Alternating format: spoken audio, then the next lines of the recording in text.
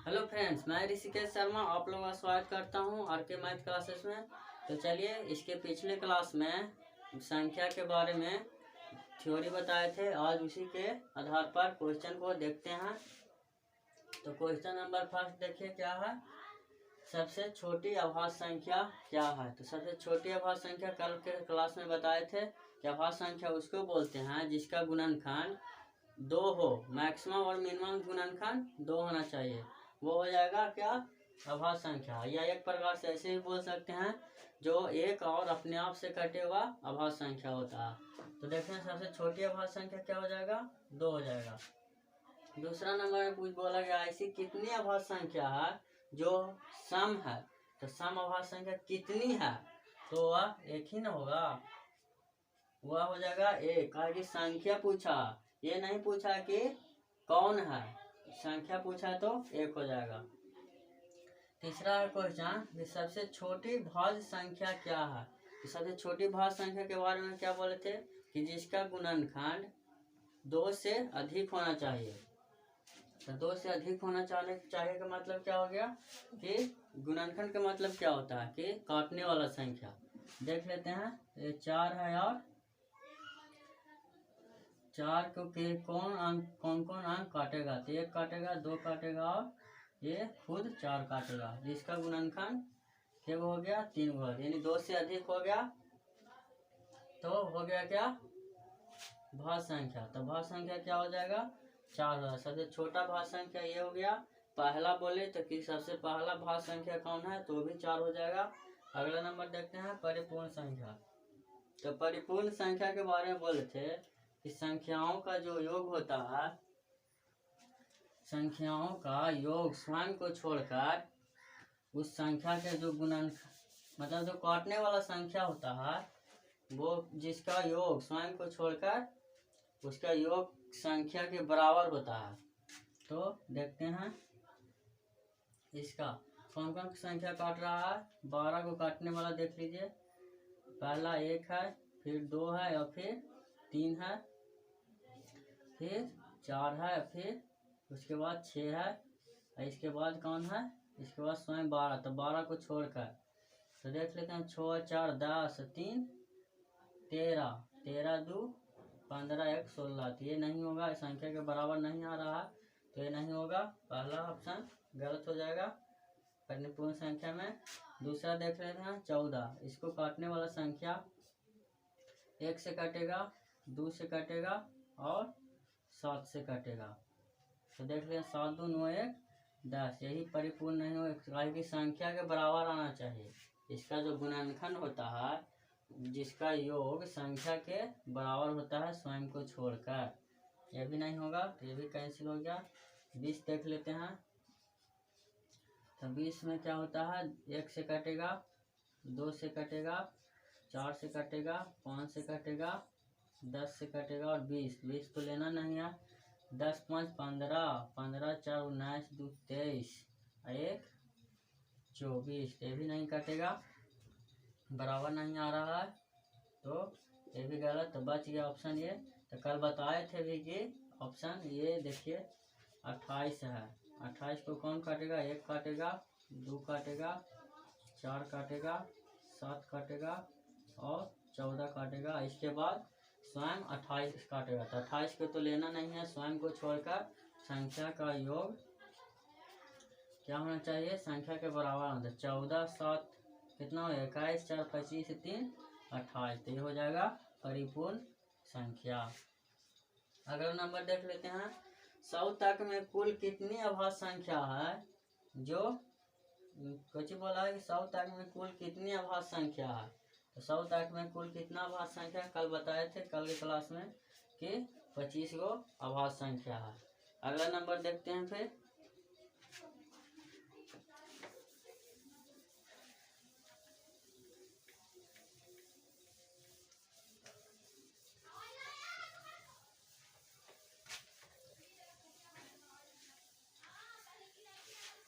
अगला नंबर देख लेते हैं कि 1 से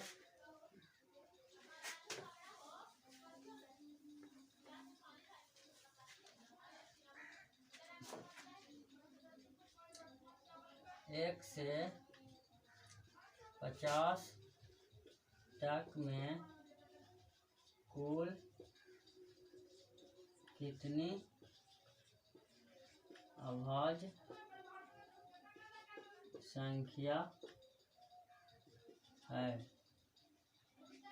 ऑप्शन भी दे देते हैं, छोड़िए डायरेक्ट बता देते हैं आंसर। 1 से 50 तक में कल कितना बोले थे कि 1 से 50 तक में कुल 15 अभाज्य संख्या है, इसको डायरेक्ट याद रखिए। दूसरा भी देख लेते हैं, 5 हुआ था, ये 6 नंबर है, ये 7 नंबर। देख लेते हैं 50 से 100 तक में कुल कितनी अभाज्य संख्या है। तो 100 से 50 तक में कुल कितनी अभाज्य संख्या है, तो हो जाएगा 10। अगला नंबर देख लेते हैं, 8वां नंबर। 8वां नंबर क्या बोला जा रहा है कि सह अभाज्य संख्या क्या है, निम्न में सह अभाज्य संख्या कौन है। तो क्या बोले थे कि सह अभाज्य संख्या वैसी संख्या को कहते हैं जिसका HCF 1 होना चाहिए। तो ऑप्शन पहले दे देते हैं, 5 हो गया, 10 ऑप्शन ए, डी दे देते हैं 6 है और 9 है, सी दे देते हैं 5 है और 8 है, डी दे देते हैं 8 है और 12 है। तो इसमें देख लेते हैं किसका HCF है जो 1 होना चाहिए। तो ये दोनों का HCF देख लीजिए, इसका HCF कितना हो गया, इसका HCF तो करेंगे तो ये 5 से कट जाएगा दोनों, तो इसका HCF 5 हो जाएगा। इसका देख लेते हैं, तो इसका HCF करेंगे तो इसका HCF हो जाएगा, इसका HCF 3 हो जाएगा। अब इसका HCF कर देते हैं तो ये दोनों नहीं करता है किसी से, तो इसका HCF 1 हो जाएगा, यानी HCF बराबर 1 हो जाएगा। इसका आंसर यही हो जाएगा। तो इसका देख लेते हैं, तो ये 4 है, ये 12 है, इसका HCF करेंगे तो HCF करेंगे तो इसका 4 हो जाएगा। ये 8 और 12 है, तो इसका HCF करेंगे तो 4 हो जाएगा। तो आंसर कौन हो जाएगा, ये सी नंबर आंसर हो जाएगा। ये सी नंबर ऑप्शन बोले थे कि अभाज्य संख्या सह अभाज्य संख्या वैसी संख्या जिसका HCF 1 होना चाहिए। अगला नंबर क्वेश्चन देखते हैं।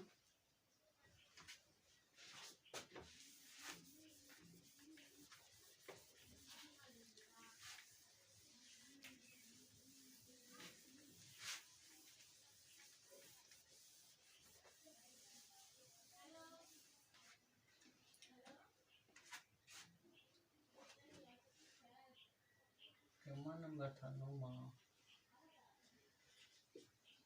तो नंबर हटा देते हैं।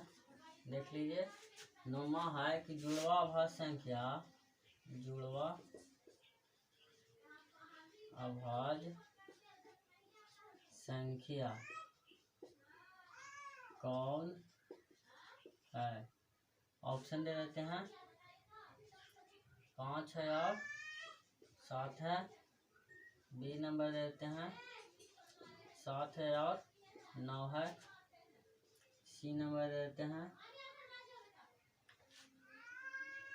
6 है और 5 है, और डी नंबर देते हैं 10 है और 7 है। इसमें क्या बोले थे, जुड़वा अभाज्य संख्या में कि वैसी संख्या वह दो अभाज्य संख्या जिसके बीच दो का अंतर हो, वह ऐसा अभाज्य संख्या जिन दो अभाज्य संख्याओं के बीच 2 का अंतर हो, वह हो जाएगा क्या, जुड़वा अभाज्य संख्या। तो देखते हैं चेक करके, बी में चेक करके देखिए, ये अभाज्य संख्या 9 नहीं है अभाज्य संख्या, तो ये आंसर नहीं होगा। ये देख लेते हैं, ये भी 6 अभाज्य संख्या नहीं, तो ये भी नहीं होगा। और ये 10 देख लेते हैं, 10 और 7 ये भी अभाज्य संख्या नहीं है। इसमें देखिए कितना है, 5 और 7 दोनों अभाज्य है, लेकिन अंतर कितना का है, 2 का है, तो ये हो जाएगा जुड़वा अभाज्य संख्या। अगला नंबर क्वेश्चन देखते हैं। त्रिभुजाकार संख्या कौन है। अगला नंबर लिख देते हैं, निम्न में से त्रिभुजाकार संख्या कौन सा है।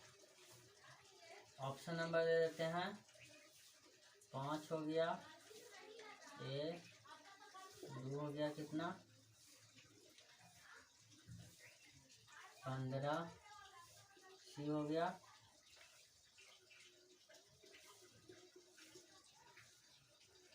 सी हो गया, कितना ऑप्शन सी 18, डी नंबर दे देते हैं 6। त्रिभुजाकार संख्या में क्या बोले थे कि लगातार आने वाले पूर्ण संख्याओं का योग त्रिभुजाकार संख्या होता है। तो देख लेते हैं कि कौन कौन है पूर्ण संख्याओं का योग।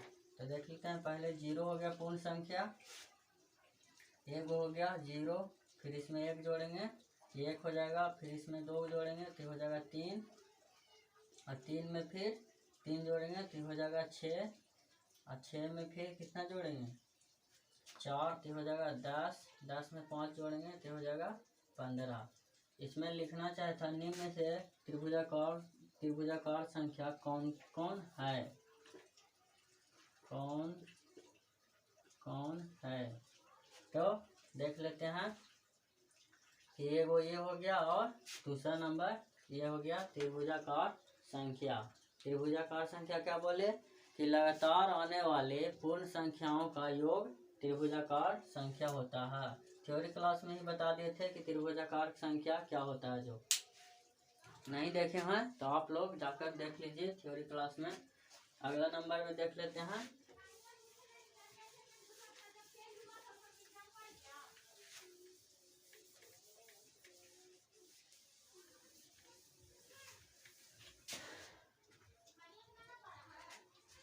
अगला नंबर देख लेते हैं, निम्न में से अपरिमेय संख्या कौन है। ऑप्शन दे देते हैं, 5 हो गया, बी हो गया रूट 16, सी दे देते हैं 0.777 ... और डी देते हैं 1.374231 ... इसमें पूछा गया कि निम्न में से अपरिमेय संख्या कौन है। तो अपरिमेय संख्या के बारे में क्या बोले थे कि वैसी संख्या जो p/q के रूप में नहीं हो, और क्या बोले थे कि वैसा संख्या जिसका वर्गमूल ना निकले वो अपरिमेय संख्या। और बोले थे क्या कि जो दशमलव के बाद जो बोले थे कि दशमलव के बाद मतलब आने वाला जो संख्या है इसके बाद चेंज होते जाएगा आगे तक। जैसे ये हो गया कि कभी रुकता नहीं है, एक ही अंक रिपीट ना करे, वो हो जाएगा अपरिमेय संख्या। तो इसमें देखते हैं, ये 5 तो क्या हो गया, ये परिमेय संख्या हो गया, तो ये आंसर नहीं होगा, ये काट दिए। ये 16 है तो इसका वर्गमूल निकाल जाएगा, तो यह परिमेय संख्या नहीं होगा। एक इसका यह परिमेय संख्या नहीं होगा, इसका वर्गमूल निकाल जाए तो ये परिमेय संख्या हो जाएगा। इसके लिए क्या बोले थे कि ये रेकरिंग लगाकर इसको भिन्न में कन्वर्ट कर सकते हैं, तो ये परिमेय संख्या हो जाएगा। तो बच गया कौन ऑप्शन, ये कि जिसका दशमलव के बाद रिपीटेशन मतलब आगे चेंज होकर बढ़ते रहे तो हो जाएगा क्या, अपरिमेय संख्या। अगला नंबर देखते हैं, परिमेय संख्या निम्न में से कौन है। ऑप्शन दे देते हैं, ए √5, बी √7, सी दे देते हैं पाई, और डी दे देते हैं 0.555 ... इसमें से परिमेय संख्या कौन हो जाएगा, तो देख लेते हैं। रूट, इसका तो वर्गमूल नहीं निकलेगा तो ये हो जाएगा अपरिमेय संख्या, तो ये तो नहीं होगा। इसका भी वर्गमूल नहीं निकला तो ये होगा, नहीं होगा। अब पाई के बारे में क्या बोले थे कि पाई एक अपरिमेय संख्या होता है, इसका वैल्यू जो होता है वो परिमेय संख्या होता है, क्योंकि पाई का जो वैल्यू होता है वो नियमित रूप से नहीं लिया गया है, मतलब कि पाई का मान अनुमानित मान है, तो ये अपरिमेय संख्या है। इसका मान जो होता है 22/7 वो परिमेय संख्या होता है, तो भी नहीं होगा। ये डी दे रख लेते हैं, तो डी जो होता है ये परिमेय संख्या होती है, इसको भिन्न के रूप में कन्वर्ट कर सकते हैं। ये 0.5 पर रेकरिंग दे देंगे, ये हो गया। और रेकरिंग हटाने के लिए क्या बोल कर थे कि 5 है, 5 के ऊपर रेकरिंग के लिए 9 उतारते हैं, तो ये भिन्न के रूप में लिखा गया, तो ये हो गया परिमेय संख्या। अगला नंबर क्वेश्चन देख लेते हैं।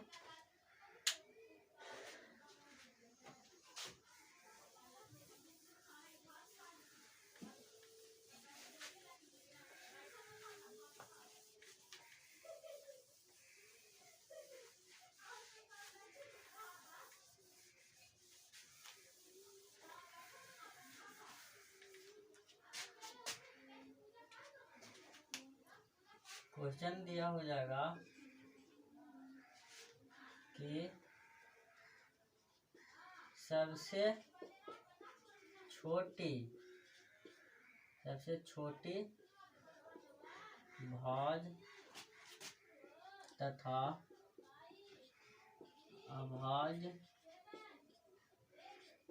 संख्या का HCF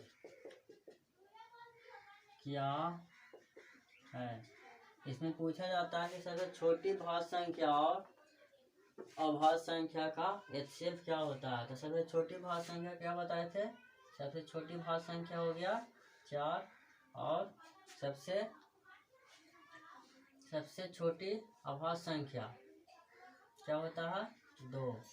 तो इसका HCF पूछा गया है, तो इसका HCF क्या होता है।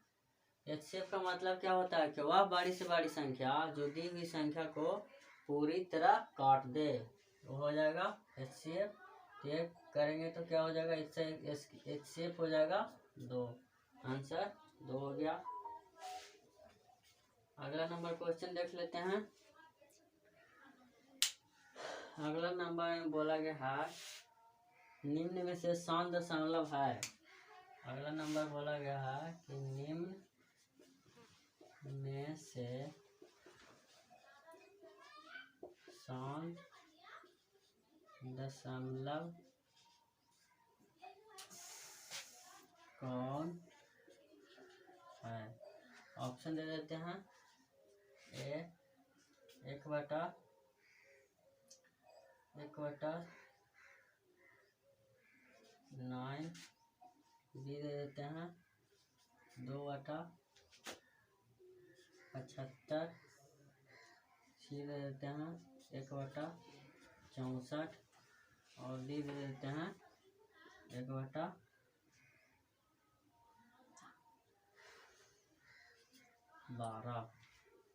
तो इसमें देखते हैं,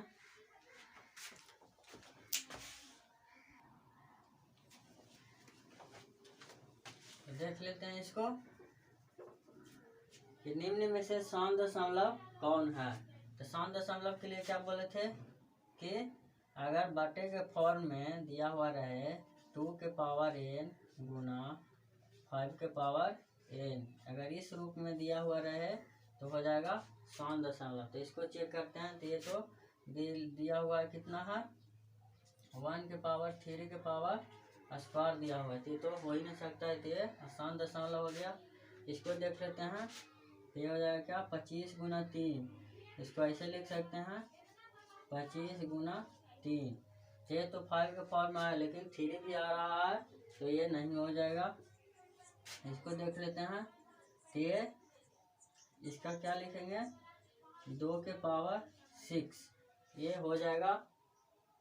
इसका फॉर्म में आ रहा है बटे का फॉर्म में आ रहा है इतना, तो ये हो जाएगा सौन दशमलव।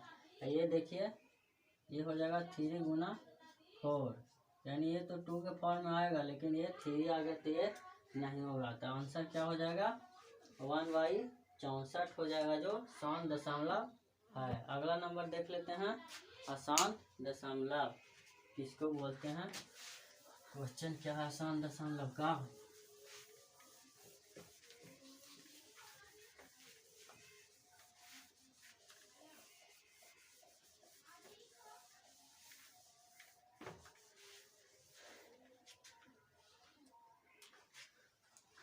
क्वेश्चन लिख देते हैं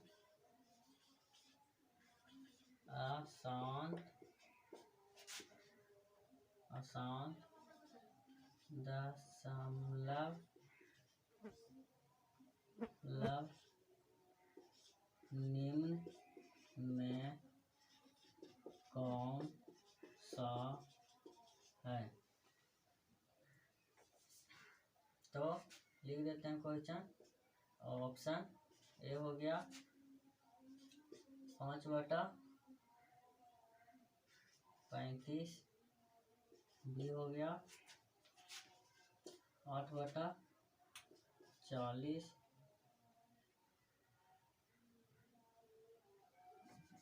8/125, सी हो गया 4/64 और डी हो गया 5/32। इसमें से पूछा क्या गया है कि अशांत दशमलव निम्न में से कौन सा है।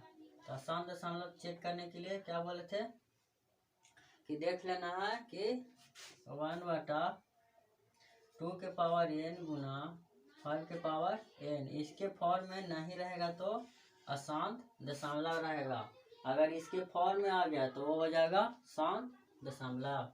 तो इसको चेक कर लेते हैं। तो ये 7 गुना 5 है, तो ये क्या हो जाएगा ये अशांत दशमलव। तो आंसर क्या हो जाएगा पहले ही आंसर निकल जाएगा ये। और इसको भी चेक कर लेते हैं। तो ये 5 का क्यों हो जाएगा नीचे, तो ये भी नहीं होगा। आइए 64 हो जाएगा 2 के पावर 6 फटा में, तो ये भी नहीं होगा। आइए 2 के पावर में 5, ये भी नहीं होगा। तो अशांत दशमलव निम्न में से कौन है, तो 5/35 ये हो जाएगा। आपको सिर्फ ये ध्यान रखना है कि बटे के फॉर्म में अगर ऐसा दिख जाए तो हो जाएगा क्या, ये हो जाता है क्या शांत दशमलव। शांत दशमलव। देखिए मैथ पढ़ा रहे हैं तो हिंदी के नहीं देखेगा कि कुछ गलती लिखा जाएगा तो उसमें भी चलेगा। कहीं मैथ बता रहे हैं हिंदी का शब्द हो ही जाता है गलत, उसमें आपको कोई फिक्र करने की कोई ज़रूरत नहीं है। अगला नंबर क्वेश्चन देख लेते हैं। इसमें पूछ दिया जाता है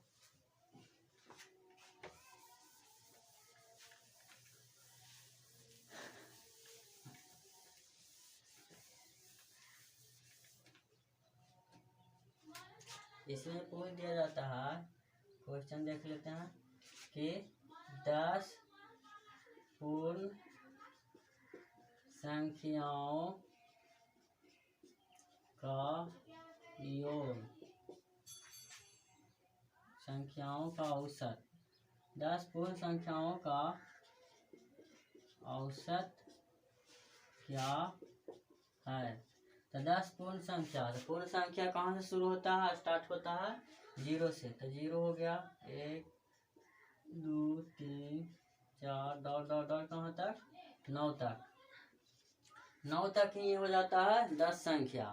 तो आगे नहीं लिखना है। तो लगातार देखिए औसत निकालने का सूत्र होता है औसत बराबर, अगर लगातार आने वाली संख्याओं का औसत निकाला जाए तो होता है क्या, फर्स्ट प्लस लास्ट बाई 2। तो फर्स्ट कितना हो जाता है 0, लास्ट कितना हो जाता है 9 बटा 2, जोड़ दें कितना हो जाएगा 9 बटा 2 यानी 4.5। क्वेश्चन हो गया समाप्त। चलिए आगे ऐसे ही थ्योरी आगे बताया दिया जाएगा और फिर उसके बाद उसी के आधारित जितना भी क्वेश्चन रहेगा उस सारे को हम सॉल्व कर देंगे। Thank you, good bye.